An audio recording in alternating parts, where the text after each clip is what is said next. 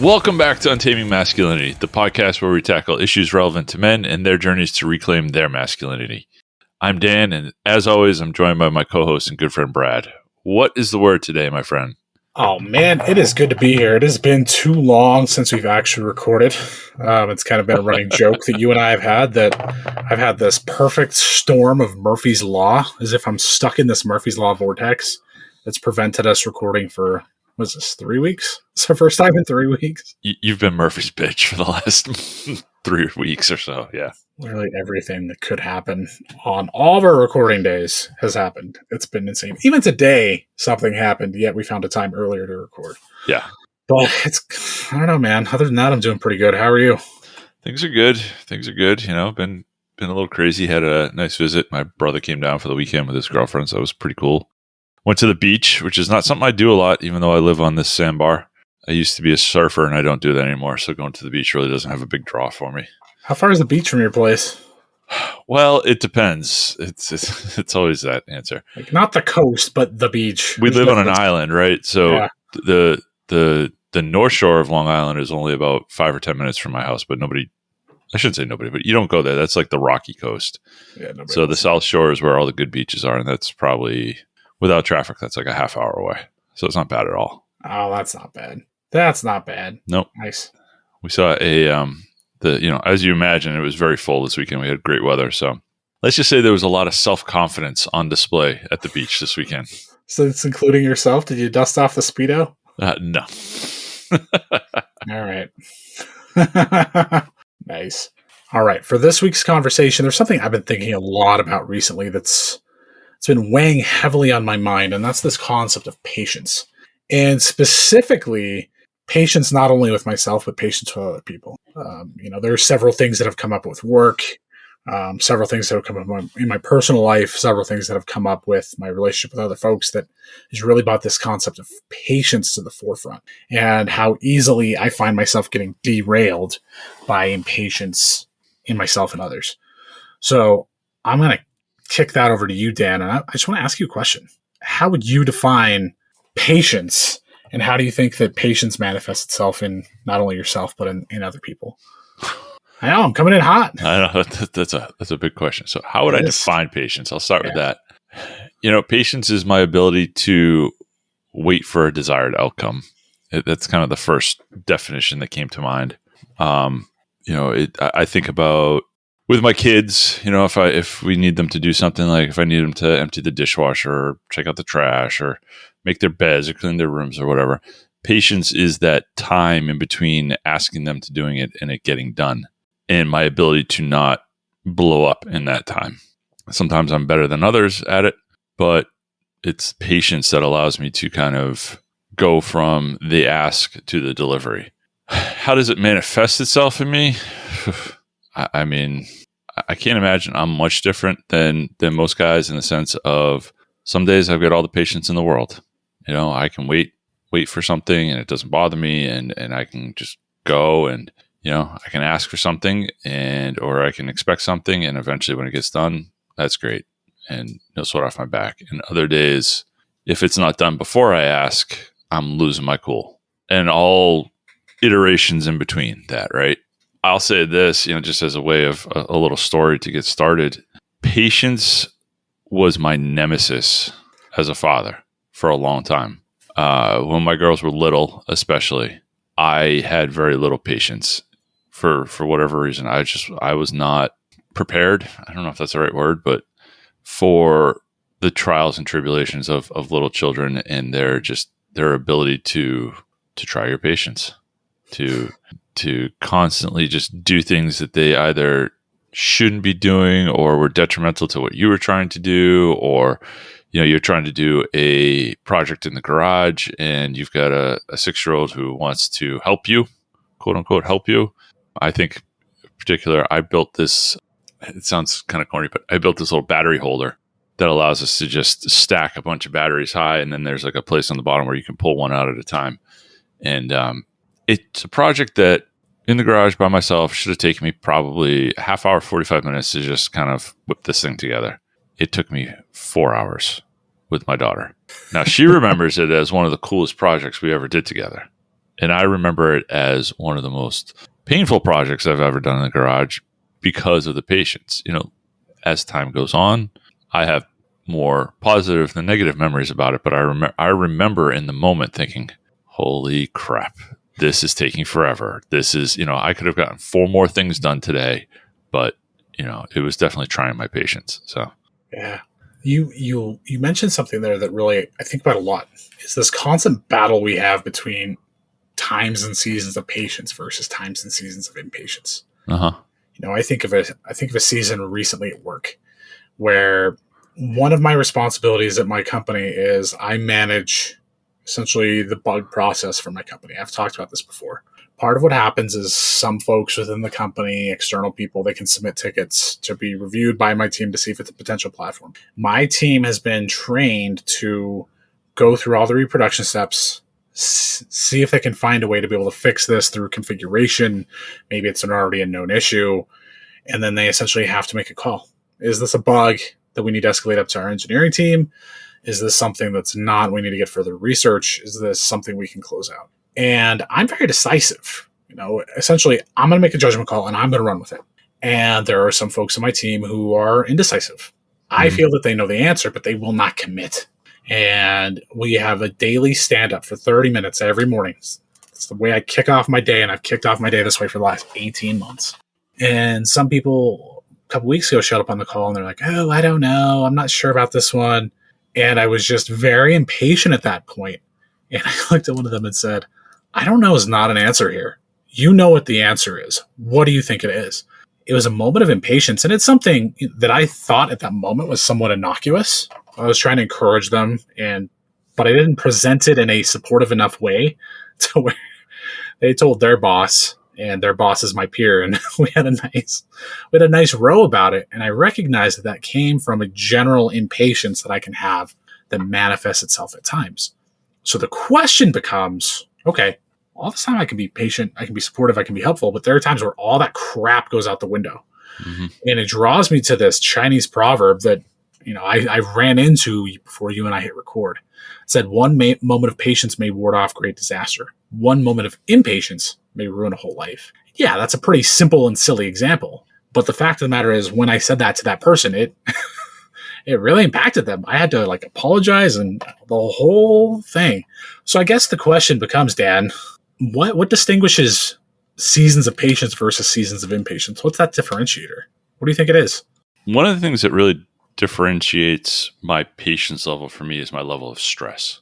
So you were talking about work, and the first thing I was thinking was, what you said was perfectly right, especially if you've already addressed that with the person. Yeah.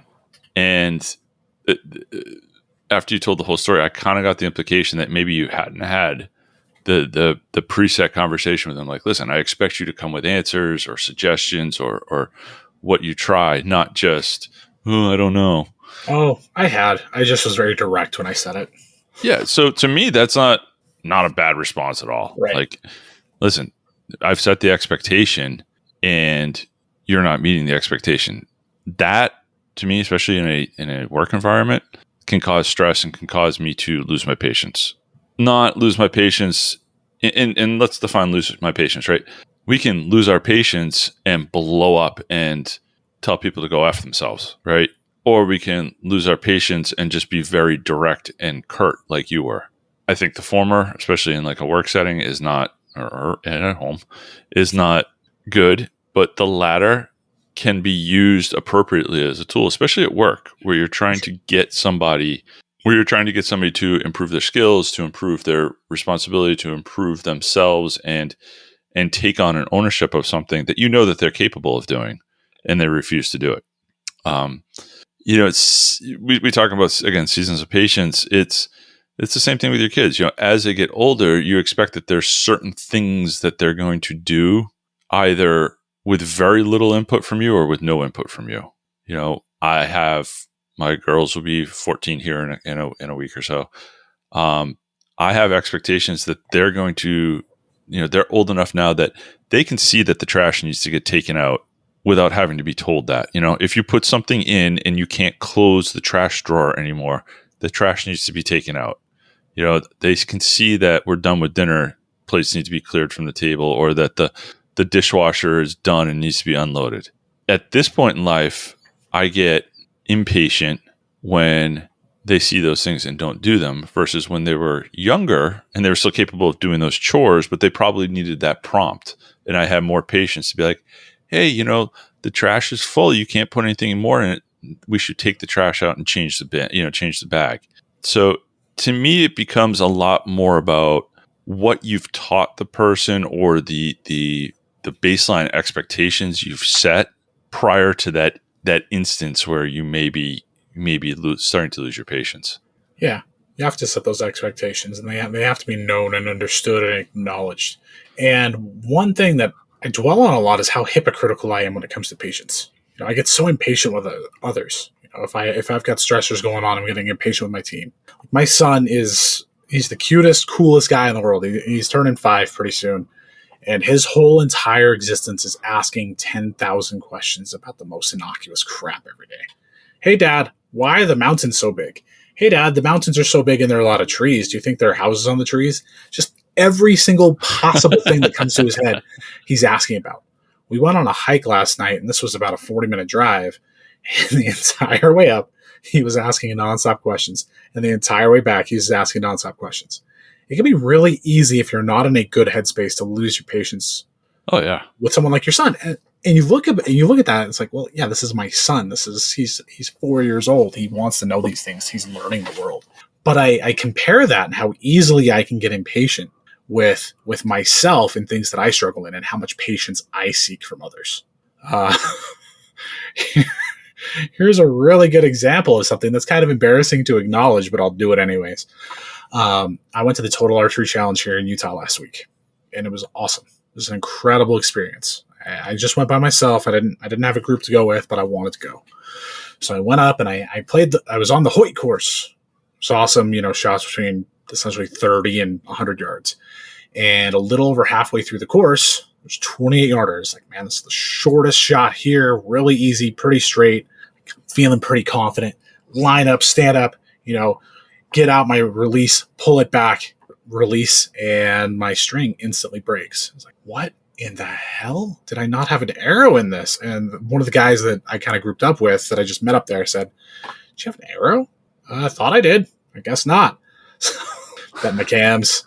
And I just remember I decided I didn't want to hang out in the village or anything afterwards. So I trudged down the mountain and just left. And I ended up going to Shields, which is one of our local sporting goods stores. If anybody has a Shields nearby, it's the greatest store in the land. And I go to the archery counter, and one of the guys looks at me with this busted string and bent cams because he knew I dry fired this thing. And he just looks at me with this look like, you're a freaking idiot. And, I'm trying to play it cool a little bit, but at the same time, I feel like this level of guilt and kind of shame almost in that I did that. So subconsciously, I was kind of expecting and hoping for at least some level of patience with me, because, mistakes happen. And how funny it is that had I put myself in his shoes from a different scenario, I might have been impatient and ridiculous with somebody. Yet at the same time, I can be the person on the other end saying, please be patient with me. I'm a freaking idiot. I dry fired my bow like a special human. It's just this juxtaposition and this conflict that we're constantly dealing with. Yeah, patience is definitely kind of one of those in the eye of the beholder type things, in the sense that, you go into a situation and the one person may be hoping for patience like you were there, and the other person may just be like, you moron. I had a situation at work today, for instance, where a guy came up to me and he explained the situation to me and then just looked at me. And I looked at him. He didn't say anything else. And I just looked at him and go, so what do you want me to do? And he looks at me and goes, well, what do you think we should do? And I realized that I was losing my patience. And this was before we decided to even talk about this. I realized I was losing my patience because one of my biggest pet peeves is when people come to ask you a question, but they don't actually ask you the question. They just tell you what happened, and then they expect you to provide an answer or something. And he was just looking for guidance. He really didn't know what to do in that particular instance. He had it wasn't a sense of lack of confidence or a sense of lack of knowledge. It was really kind of a perplexing issue. But because he didn't finish his thought process, it just annoyed the hell out of me and made me, kind of lose my patience a little bit. But to your point, yeah, it's interesting how some guys can, or some people can, in a situation, they would have a lot of patience if they were on one side of it, but they have no patience on the other side of that same situation. Yeah, it probably comes back to this concept of mindset, right? It's where you're coming from. Right. What is driving that patience or that impatience? And I know we've talked a lot about patience or lack thereof with others, but how often do we run into this with ourselves, where we have expectations of ourselves? You think so often of weight loss journeys or fitness journeys. That's a very easy, it's almost a low-hanging fruit of patience. You get impatient because you're not losing weight at the rate you want to. You're getting impatient because you're trying to build your deadlift or your bench press and it's just not progressing the way that you want to. But here's another example. It's actually something that's pretty relevant to us. Obviously we talk about wanting to scale up our podcast and get listenership up and obviously drive social media. And I get really impatient with myself when it comes to doing all the things that I need to do to ensure that growth. That requires commitment to record. Coming back to what I said at the beginning of the episode, it also requires a commitment with social media. I'm not great with social media. I struggle with it. At times it's hard for me to come up with posts and do so consistently and regularly and drive and engage folks. There are times where I realize, I haven't checked Instagram in 3 days. And I get really impatient with myself in that here are things I want to accomplish, but I'm not taking the steps and doing the things every day that I need to get there. And that leads to a level of impatience. And I think in a lot of ways, patience with ourselves comes back to expectation. We set these expectations for ourselves and we have to ask ourselves the question, are the expectations we're setting for ourselves realistic? Are we truly finding and setting achievable goals? Or are we setting something so high as our threshold that when we fall short of that in any capacity, it feels like failure and we therefore get impatient with ourselves? No, I was going to say it's a really good point in sense of becoming impatient with yourself, becoming frustrated with yourself, but also correlating that back to personal expectations and personal kind of objectives. And part of that goes back to, okay, I've got this plan, or I've got this goal, I guess is the better word to use. I got this goal, and unless you create a solid plan with specific tactics that you can execute on, it's very easy to become impatient when you don't see the end result that you want, even though you're not necessarily maybe doing the work that's required for it. You mentioned us with the podcast, right? If we're not posting regularly on social media, then we can't expect to have good interaction from our followers, and we can't have good posts because we don't put the reps in to learn how to create good posts and all of this cascading things. Yeah. So it comes back to, okay, we've got this goal. Why are we getting impatient if we don't have a plan to reach that goal? Because we're not executing anything. We're just expecting the magic fairies to come down and help us create it. Yep. The magic fairies. I need some of those. But to your point, you said something very important there that I want to come back to. Getting the reps in. Yes, it's a gym term. We talk about the gym and fitness all the time. we do. But the fact of the matter is, when you go to the gym, the way that you get stronger is repetition. Doing the repetitions. Doing repetition until failure, until you can do no more, and then going back and repeating. And that's the only way you get stronger. You're not going to get stronger sitting on your couch. You're not going to get stronger sitting on the treadmill or the elliptical or the assault bike. You're going to get stronger by lifting heavy weight for repetition. It comes back to our conversation with Matt Reynolds. If we are unwilling to do the repetitions, put that work in, how do we reasonably expect to see success? And why do we have this idea that we can achieve that success without the reps and without the work? Whether that's hubris, whether that's arrogance, ultimately impatience stems from other things that we expect of ourselves. And oftentimes when we set these goals for ourselves, we don't really have that plan, just as you said, because we're not putting in the work, because we're not doing the things that we need to every single day. And, coming back to kind of full circle to this idea of being impatient with others, how can we expect somebody to do what they need to do? Why are we getting impatient with them if we haven't clearly outlined what is expected of them? Right. Clearly outlined what their reps should be and should look like. Right. If we haven't done that and we're getting impatient with them, that comes back on us. That's 100% us. You talk about getting impatient with others, and one of the easiest ways that we get impatient with others is when they come asking us what they should do, when we know full right that they should know what to do in that situation and or how to do it. I go back to the situation with my kids. How do I change the trash? How do I take out the trash? How do I empty the dishwasher? How do I, people at work, how do I do this? How do I do that? I've tried to default to two questions. The first being, well, what do you think we need to do? And the second being, well, what have you tried so far?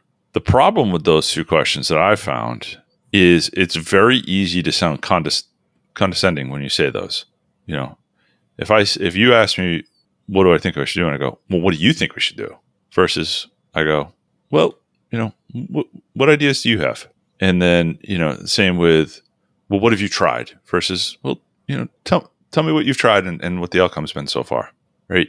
We have to be able to control our emotions despite any internal impatience that we might have in the situation. Because back to the point of reps, we're going to go through this process and eventually people are going to get enough reps with us pushing back on them in a polite manner that they're going to come and instead of just saying, I have this problem or I don't know how to do this thing, they're going to come and say, hey, I got this problem or I don't know how to do this. I've tried this, this, and this and gotten these results, which are not, ideal. Or I'm thinking maybe I'm trying this, but I wanted to see if you saw any downfalls to that before I went and did it because it might cause us to lose money in this project or whatever the cascading effect is. But if you put in the reps with those people and do it in a positive manner, you're going to see benefits and you're going to remove some of those situations that cause impatience from your life. I think that's really well put. It comes down to allowing them and affording them the opportunity to share what they've tried. You'll oftentimes learn something about yourself and your view in the situation. Because one thing I'm drawn to is how often we look at a certain situation through our narrow lens. Like I believe that this person is doing something incorrectly because this is how I see the situation, or these are my perceived impressions of what's going on. So I'm just going to assume that that's the reality. And how often is it that we, have impatience with our wives, for example, and come to find out that not only was this simply something where we misunderstood the situation, but because we didn't communicate with them, they didn't necessarily know what we want. Our impatience can oftentimes be driven by our own ignorance, by our own tunnel vision, by our own hubris, if you will. And it can be really damaging simply because we're unwilling to have communication. We're unwilling to talk and have those conversations. I would argue a lot of my impatience in others probably stems from a lack of communication. I try to surround myself with intentional people who are focused on doing the right thing. I've surrounded myself at work with those kinds of people. Those are the kinds of people that are on my team. I tell my team all the time, I don't have to micromanage them, and it's the greatest compliment I could pay them. I trust them. Yet there are certain situations where I'm sitting here impatiently because of my tunnel vision, my hubris, whatever that looks like. I look at my relationship with my wife. I married a good woman, and I get impatient with her because she's doing this, that, or the other. But I simply haven't communicated my feelings or really asked all the questions that I need to get the understanding that I need to help better see the full picture. I run into that all the time, and it's, it's embarrassing to admit, but truth of the matter is, I would argue a lot of my impatience comes from a level of arrogance, a level of lack of empathy. Sometimes it can stem from, just this tunnel vision of my way is the right way without truly understanding the full picture. And that's what you were talking about, is that can be lacking, and that can be devastating if we allow it to be. So what you're talking about is leading up to something I want to touch on. We've talked a lot about what causes impatience and, situations where patience might be important, or where patience might be broken. But I really want to touch on why patience is important to men in particular. And what it comes down to is that as men, we are leaders. We are leaders at home, in our marriage, in our families. We are leaders at work. We are leaders in our community.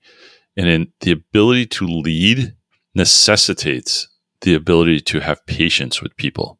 You cannot lead people, your wife, your kids, your colleagues, coworkers, people in community, without providing them some grace, providing them some patience, and having a good mindset, right?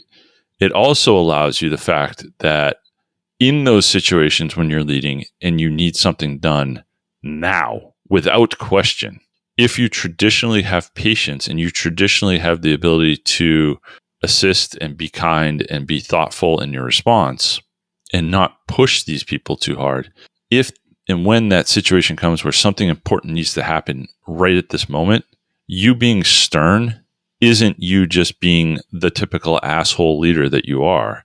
It's your subordinates realizing that, okay, we've got a situation here. This is not standard MO for Dan or for Brad. And obviously there's something going on that I need to be paying attention to and get this done now. No questions asked. But by having patience, that buys you the power is not the right word, but it's a word I'm going to use to do that and to have that power in the relationship and to affect change quickly when you need to absolutely affect change quickly. Yeah. That actually drew me to another quote. Like, I feel like I'm kind of the quote guy today. But Bruce Lee said, patience is not passive. On the contrary, it is concentrated strength. I really want to focus on how he calls it concentrated strength.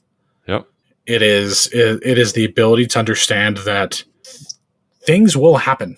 They don't always happen on our timeline and when we expect it. And they sure as hell don't usually happen immediately. But the ability to exhibit and demonstrate that strength is crucial. It is something where we have to understand and accept that things don't always happen on our timetable. In fact, they rarely do. And we have to understand, appreciate that, and allow things to play out the way that they're meant to be. And as men, especially as, oftentimes I like to think that, I have some type A characteristics, and I know you do too. I want things done now. They need to be done immediately. And done my way. Exactly. They have to be done the way I want them to immediately, and if they're not, we have a problem. That's not realistic at all. And as a man, you have to understand that you're exhibiting a tremendous amount of strength by allowing things to play out the way that they need to. That's an important point. It's the more I talk about patience, the more I think about the word grace and how we need to have grace with the people that we interact with, because like you said, it's not going to happen always on our timetable and happen the way that we want it to happen. But what we have to remember is that there's things going on in other people's lives that we may or may not be privy to. Their skill set may or may not be the same as ours. And the level of importance that they place on things may or may not be the same that we have. Now, sometimes that level of importance is up to you to explain, especially in a business setting or at home. Sometimes it's not. Sometimes it's something that you don't get to control either. If you go to buy a car and it's going to take 2 days for your loan to get processed, let's say, I don't know, I'm just picking random numbers here, but let's say it takes 2 days for your loan to get processed. That's something that you can't control, but you've got to show grace to the process and to the people running it, because it's completely something that you can't control and you can't force your will upon. Whereas if there's something at work that is part of a critical process and there's a specific way of doing it that takes a specific amount of time, that's something that you can, impart your will on and say, we will do it this way, and have less patience for somebody who tries to do it outside of the standard operating procedure. Yeah. And that brings me to process. Oh, I think about process a lot, especially in a professional setting, because oftentimes, I find people who get impatient within my company trying to circumvent process to get their stuff fixed immediately. It always seems to be the sales guys. Sales guys are very, very guilty of this. It's never somebody who's technical. I'll put it that way. Yeah. And the fact of the matter is, by their choosing to be impatient to circumvent process, that breaks the integrity of the process. And they don't always think about the collateral damage that's going to cause. Coming back to what I was saying earlier, I manage the bug process. And without getting specific, right now, my company has a bit of a bug problem. We're launching a new platform. There are a lot of bugs. I'll leave it at that. So in case anybody in my company listens to this, I don't get in hot water. But that means that the expectations and timeframes that we project out for things to get fixed are very elongated. We have a process to address that, to help set prioritization and executive escalate issues if need be. But the fact of the matter is there's a required amount of patience that needs to be exhibited so that we can get our stuff fixed. Mm-hmm. And the folks that become impatient are the ones who go above me and above my boss and try to go directly to the C level to get things fixed. And oftentimes they get their way. That issue gets fixed. But what does that what does that result in for literally everybody else and all of our other customers and clients? Bug work toward getting their issues fixed is pushed off. It's pushed to the next sprint. It's stopped completely and doesn't get picked back up for sometimes several sprints, which could be 6 weeks. And you think of the collateral damage that causes to get this one singular issue fixed because I need this fixed today. You look at that ecosystem and how that negatively impacts it, and the results can be catastrophic. And you can think about that a lot in life, where you get impatient with, let's just say, your son, or, Dan, in this case, your daughter. And because you get so impatient with her, you may tell her something or say something that is going to damage your relationship with her. That's going to be a whole lot more damaging than whatever amount of patience was required to get through that specific situation, right? That's something that you have to look at. How is that entire ecosystem damaged? Because I allowed a moment of stubbornness or stress or arrogance or hubris or whatever get the best of me. Because I took that moment and I demonstrated that impatience and did something I shouldn't have done. What are the consequences? What's the butterfly effect, if you will? Well, I mean, it's to bring it to the nth degree, right? It's being stuck behind a slow person in traffic. Yeah. And do you have the patience to sit with it, or do you try to pass them, even though it's a double yellow line, and potentially get into a head-on collision? That's kind of the pushed out version or the magnified version of what you're talking about. But it's understanding the risk reward of being patient versus immediate gratification. So, but I hear you. It's the ability to have patience with the process, even though you're not getting what you want right away, and the ability to take a step back and say, okay, I could escalate this. In your instance, I could go talk to the C-suite people and probably get my problem resolved in the shortest amount of time. How does that affect me?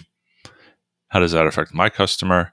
And then how does it affect the rest of the company? How does it affect our customers? How does it affect the people working for us? How does it affect the people who have to deal with all the other customers?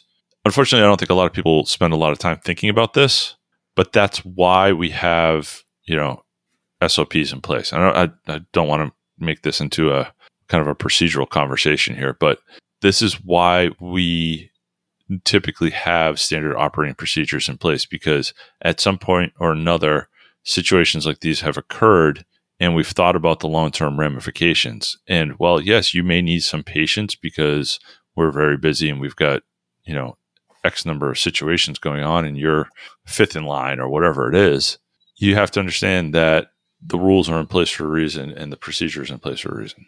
That's not to say we always live by this is the way we've always done it. I hate that saying as well.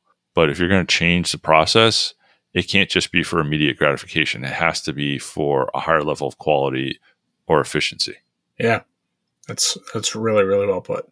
I think having standard operating procedures in place, even if they're informal in your personal life, how am I going to respond in these situations to ensure that I can remain patient? And it's not an official SOP for me, but personally, when it comes to my home life, I recognize work stress is always what gets me. It gets me impatient with my kids. It gets me impatient with my wife. It gets me impatient with myself. It's very critical for me to detach fully from work when I get home. And something that I've adopted recently that's been very, very revolutionary and beneficial in this is I've been taking walks. Just 15 minutes. It allows me to just walk, no distractions, no phone. And it's hot as hell outside right now. But by so doing, it allows me to work through some of the mental things I've got going on, some of those stressors that have been manifesting themselves. And it just allows me to get to a much more balanced place mentally. And I've realized when I'm much more balanced, I'm much more likely to be patient, especially with my kids, especially with my wife. And it makes all the difference. Those 15 minutes, you could make the argument, yeah, these are 15 minutes I'm not spending with my kids. But by so doing, it's allowing me to make sure that even though it's 15 minutes less, that time is so much more focused. And it makes a tremendous difference. Obviously I've got some SOPs for work and I'm not going to bore everybody with those, but I think it's very important that in moments where you recognize, okay, I'm not in a great headspace, I'm feeling impatient, I'm feeling anxious, frustrated, pissed off, what can you do to ensure that you are in the right space, whether it's by SOPs, whether this is through a non-negotiable, whatever that looks like or sounds like to you, to ensure that you can execute when it matters. So I don't know if you have anything specifically you do, Dan. You're the most organized man I know. Organization does not mean patient all of the time. In fact, organization can very much lead to impatience because you have the expectation that other people are equally as organized and equally on top of things. So, as far as me, in terms of just trying to ways to introduce patience into my life, I'm a lot like you. It's removing myself from the situation.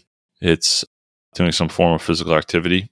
If I feel myself getting frustrated or verging on impatience and I can control it, I'll typically take a step away. I'll go for a walk. I'll go for I'll do push-ups or jumping jacks or something. Actually, I can think of one situation in particular. 2 or 3 weeks ago, I might have talked about it on here, but we had I'm going to keep this kind of vague too, in case anybody at my work is listening to it. But we had a product return from a customer that we were debugging, and it was sitting in engineering. And the product, we came back to work on a Monday, and the product had fallen and shattered. And this is thousands and thousands of dollars worth of product that was just broken on the floor. And it came down to my engineers didn't secure it enough in the stand that we had it on. I actually just walked out of the engineering room, told the office manager at the front of the office that I said, I'll be back in 10 minutes. And I just went out for a walk and just kind of cooled off and came back and was able to address it in a more patient manner. Otherwise, I was going to yell and scream and lose my cool, which would have solved nothing, right? But it's making sure that you kind of can catch those moments and act upon them, right? If you keep yourself involved in a situation where you know you're going to get impatient and then you're going to get frustrated and blow up, you're doing nothing to help the problem and everything to exacerbate it and just make it worse. So being able to pull yourself out when you're getting impatient is pretty key. And you always hear this, you always hear the saying that patience is a virtue. So it is important to afford yourself some grace in the sense that if you get impatient, yeah, you might do something stupid. You might do something you regret. It's inevitably going to happen. But that doesn't mean that you cannot immediately course correct. So the worst thing you can do is if you get impatient, do something you regret, is to beat yourself up and to exacerbate the problem. Recognize it, make restitution, move on, but have a plan. This comes back to what Dan said 30 minutes ago. Have a plan. Yeah, I think that's important to point out too, right? It's no matter what you do, you're never going to hit a point in life where you won't feel impatience or you won't feel frustration. Oh, yeah. The key is as you age and as you work on yourself, you start to understand your trigger points and you start to understand your kind of telltale signs of leading up to that. And being able to, like I said before, remove yourself from the situation, find a way to calm yourself down, and then re-engage. So there's two important parts there, right? It's remove yourself, but then re-engage. If you don't re-engage, you're not helping the situation at all, right? You can't further along a situation or help find a solution by completely removing yourself from it. And I've seen plenty of men do that, is I can't handle this. Now, they didn't blow up, but they're not reinserting themselves into the solution. And that's a problem. And as men, we need to be solution providers. So it's making sure that you remove yourself from a situation, you better yourself, you course correct, you get your mind right, and then you re-engage. Awesome. I love it. We can go about 45 minutes at this point, but I don't know if I have anything to add. That was a good conversation. I really appreciate that. Thanks a lot, man. It was a good topic to talk about. I think it's pretty pertinent. I think I told you a couple of stories about last week about losing my temper and becoming pretty impatient with a couple of situations. So it's definitely a pertinent conversation to what's going on in life right now. To all the fellas listening, we really thank you. This has been a great conversation. We hope you found a lot of value in it. If you did find value, make sure that you are leaving us ratings and reviews on your podcast player. Apple and Spotify have really been driving us lately. We are also on the YouTube podcast player now, so make sure you're checking us out there and leaving us likes and reviews there. That really helps us spread the word. And again, make sure it's a rating and review, right? Don't just give us the stars, give us a little blurb. That really helps spread the word. In the meantime, check us out on Untaming Masculinity. You'll find show notes for this and all of our other episodes. You'll find links to our social media. So if you want to go check out that YouTube channel that I was talking about, it's on there, as well as our Instagram and Facebook pages. Hit us up. We love interacting with you guys, and we love to see what you're doing and see how these podcasts are affecting your life. And finally, making sure you're coming back every week. We've got great content coming up. We're excited about some of the topics we're going to be talking about, and we're looking forward to sharing more with you. So make sure you're coming back next week. And until then, we're going to leave you with just one question. What are you doing to untame your masculinity?